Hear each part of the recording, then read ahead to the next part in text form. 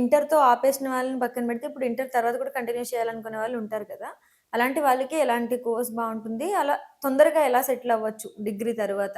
ఎలాంటి కోర్స్ తీసుకుంటే ఫాస్ట్‌గా సెటిల్ అవ్వచ్చు, బాగా సెటిల్ అవ్వచ్చు అంటే ఏ కోర్స్ మీరు సజెస్ట్ చేస్తారు?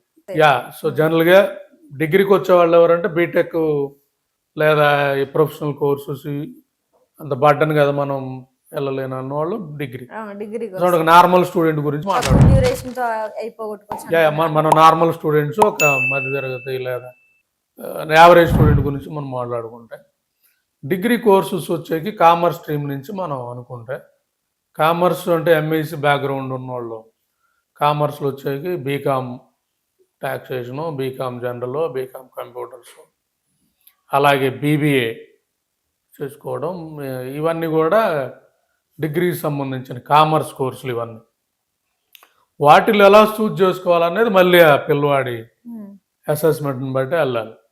పిల్లవాడికి మార్కెటింగ్ కెపాసిటీ ఉంది, ప్రమోషన్ చేయగలదు. ఇప్పుడు ఏదన్నా వాళ్ళు ఇన్స్టాలోనో వీటిలోనో రీల్ చేసి విపరీతంగా ఫాలోవర్స్ ఉన్నారు అనుకో, అలాంటి వాడు బీబీఏ కిట్ మ్యాచ్ అవుతాడు బాగా బిజినెస్ ప్రమోషన్, బిజినెస్ డెవలప్మెంట్లో వాళ్ళు. సో ఆ పిల్లవాడు కొద్దిగా అకౌంట్స్ కానీ వీటిల్లో ఉండగలిగాడు, ట్యాక్స్ ఇంట్రెస్ట్ ఉంది, కొంత లా చదవగలిగాడంటే సో బీకామ్ ఏసీసీ అనో లేదా BCom taxation, BCom computers, so ఈ కోర్సులు అనేది చాలా ఇంపార్టెంట్.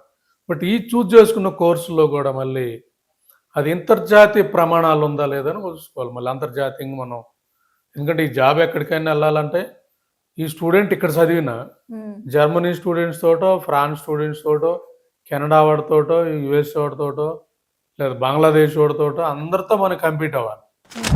ఎందుకంటే నవేడేస్ కంపెనీలన్నీ ఎంఎన్సీ కాబట్టి మనం చదువుతున్నాం ఇక్కడ అనుకుంటాం కానీ we are competing with the international student.